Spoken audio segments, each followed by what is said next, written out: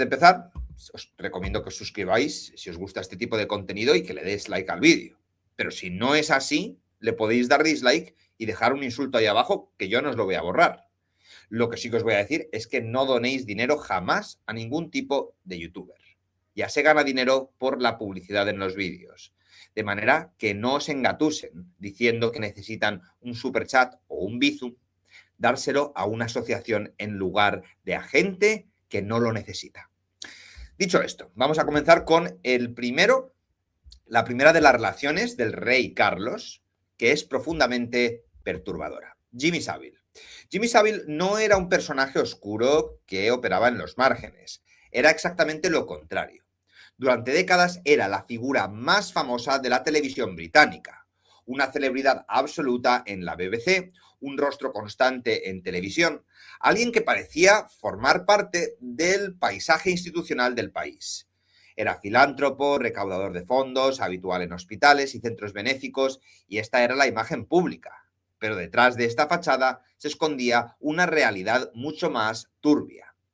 Cuando todo salió a la luz tras su muerte, las investigaciones oficiales revelaron una dimensión muy difícil de asimilar, ya que Jimmy Savile no había cometido abusos aislados ni casos ambiguos.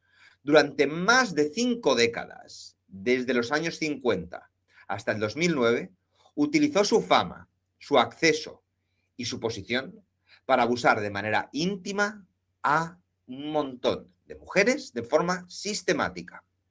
Un informe de la policía británica recogió alrededor de 450 víctimas, de las cuales más de 300, no habían alcanzado la mayoría de edad en el momento de los hechos.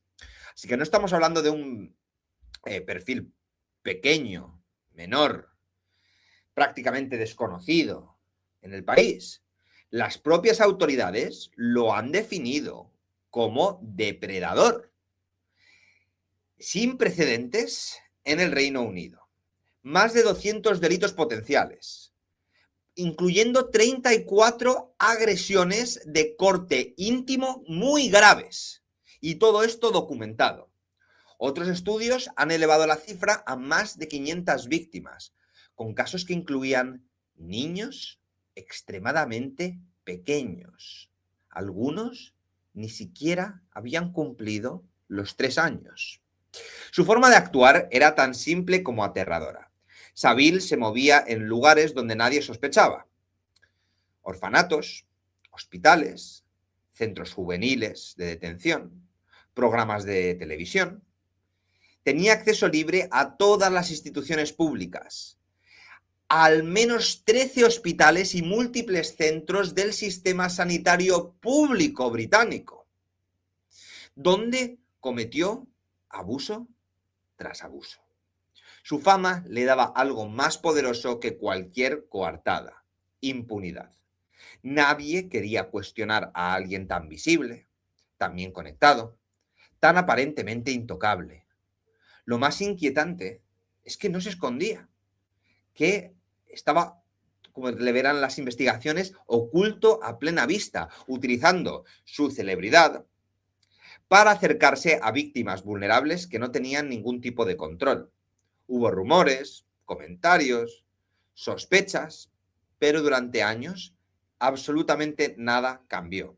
Las denuncias se ignoraban, se minimizaban o directamente se descartaban.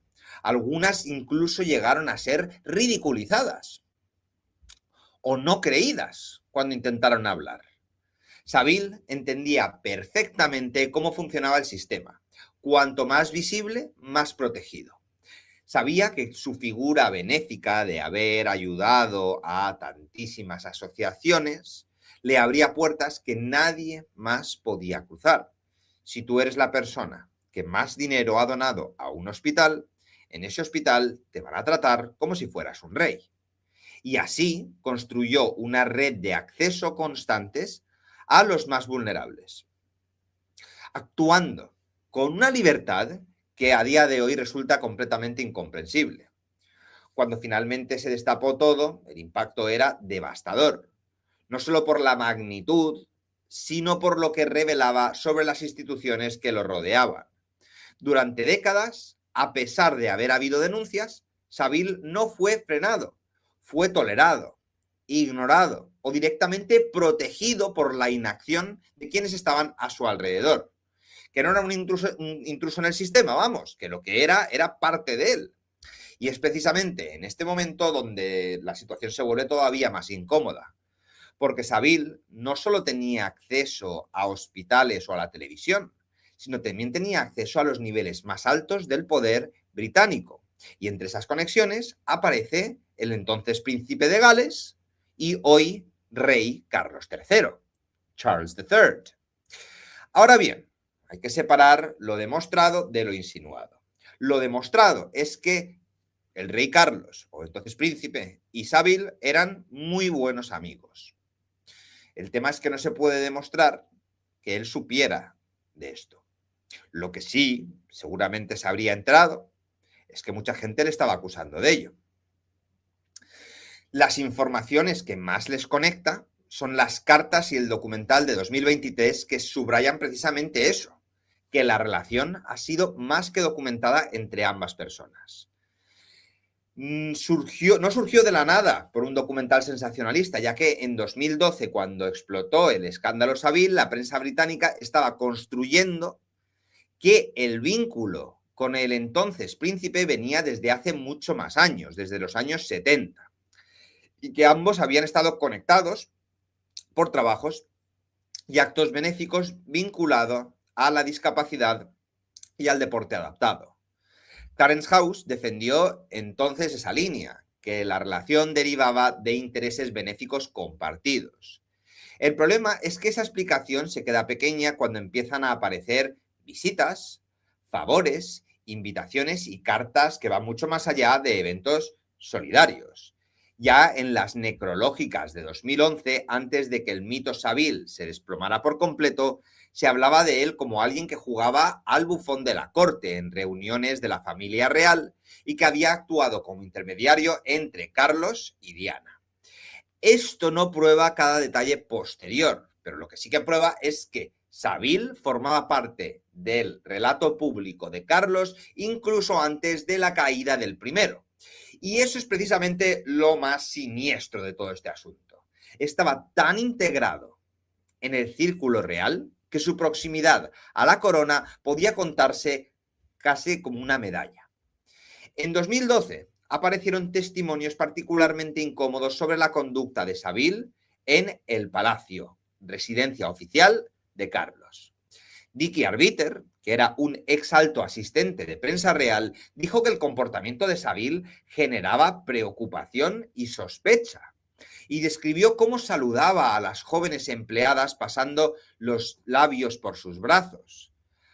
Arbiter dijo que Savile visitó en varias ocasiones el entorno de Carlos en el final de los años 80, cuando actuaba como una especie de consejero matrimonial entre Carlos y Diana. Ese punto es bastante rarete, ¿no? Porque ya no hablamos solo de una presencia ceremonial, sino de acceso íntimo y tolerado a la órbita privada del heredero. Otro detalle muy revelador salió ese mismo año. Savile llegó a organizar invitaciones a una recepción en Kensington Palace en nombre de Carlos. El periódico más famoso de Gran Bretaña, The Guardian, publicó que Savile telefoneó a productores de televisión para invitarlos en un cóctel de palacio de parte del príncipe Carlos y que Clarence House confirmó su papel en esa gestión. La propia explicación oficial fue que no había nada extraño en pedir a una figura prominente del sector que ayudara a organizar una recepción. Pero claro, visto con perspectiva, ese es el problema. Savile no estaba en la puerta, estaba dentro del mismo mecanismo, operando con autoridad presentada por la casa del príncipe. Claro, el gran salto llega en el año 2022 con el documental de Netflix sobre Jimmy Savile, una historia de horror británico, y la cobertura que se le dio posteriormente. Allí se reveló que el entonces príncipe Carlos acudió repetidamente a Savile para pedirle consejo. Y, de hecho, el periódico The Guardian lo puso como consejero no oficial de Carlos. Según esta investigación, Saville llegó a redactar un auténtico dossier de relaciones públicas para la familia real, parte del cual fue incorporado a una nota que terminó elevándose a la reina. No una amistad friki, no un compadreo entre famoso. Influencia. Las cartas conocidas son muy duras en ese sentido. Una del año 89, Carlos escribe a Saville sobre un memorando relativo a cómo debería responder a la familia real ante grandes accidentes o desastres, explicando que había incorporado sus puntos, que se lo había mostrado a su padre y que había terminado llegando a la reina. Esa carta, reproducida en materiales de subasta posteriores, encaja con lo publicado por la prensa británica en 2022 sobre cómo Saville era consejero de la imagen en crisis. Es decir, Carlos no solo escuchaba a Saville, sino intentaba introducir las ideas de este abusador en el comportamiento institucional de la monarquía. Otra carta de diciembre de 1989 es aún más explícita sobre el grado de confianza personal.